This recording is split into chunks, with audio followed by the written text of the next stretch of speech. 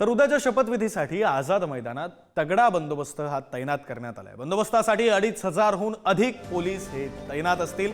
सशस्त्र पोलीस दल, task force आणि इतर सुरक्षा यंत्रणाही सज्ज असतील। आझाद मैदान परिसर नो फ्लाइंग झोन म्हणून घोषित करण्यात आलाय।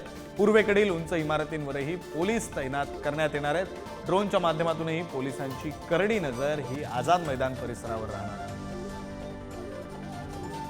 बातम्या आपण पाहतोय, उद्या आझाद मैदानावर महायुती सरकारचा शपथविधी सोहळा हा पार पडणार आहे आणि त्या पार्श्वभूमीवर आता तगडा बंदोबस्त करण्यात आलेला आहे। 2,500 पोलीस तैनात असतील, विविध दल तैनात असतील, पोलिसांचे विविध प्रकारच्या सुरक्षा यंत्रणा तैनात असतील। तसंच नो फ्लाइंग झोन म्हणून आझाद मैदानाला घोषित करण्यात आलंय। उंचीवरच्या इमारती, ज्या उंच इमारती आहेत तिथून सुद्धा पोलीस देखरेख ठेवतील, तर ड्रोनच्या माध्यमातून सुद्धा पोलिसांचं लक्ष असणार आहे। आपले प्रतिनिधी निखिल चव्हाण फोन लाईनवरून आपल्यासोबत जोडले गेलेले आहेत, त्यांच्याकडे जाऊया।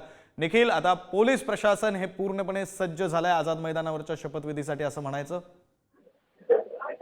नक्कीच मित्रांनो, माहिती झालं तर उद्या महायुतीचा शपथविधी सोहळा पूर्ण होणार आहे आणि यासाठीच मुंबईमध्ये VIP हे मोठ्या प्रमाणात येणार आहेत। त्याचमुळे पोलिसांची करडी नजर आहे ती आता आझाद मैदान आणि आझाद मैदानाच्या आसपासच्या परिसरात असणार आहे। त्यामुळे या परिसरात एकंदरच छावणीचं रूपांतर झालेलं आहे। तर याच मैदानावरील एकूण 2,500हून अधिक पोलीस आहेत ते तैनात करण्यात आलेले आहेत आणि याच पोलिसांच्या माध्यमातून संपूर्ण करडी नजर आहे ती असणार आहे। कुठलाही कायदा सुव्यवस्थेचा प्रश्न होऊ नये यासाठी पोलिसांनी ही खबरदारी घेतलेली आहे। तर आझाद मैदान पोलीस आझाद मैदानाच्या परिसरात नो फ्लाइंग झोन आहे तो देखील आता घोषित करण्यात आलेला आहे आणि याशिवाय आता या परिसरावरती ड्रोनच्या माध्यमातून देखील पोलिसांची करडी नजर आहे ती असणार आहे। ठीक आहे, बरं, धन्यवाद निखिल, तुम्ही दिलेल्या सविस्तर माहितीसाठी।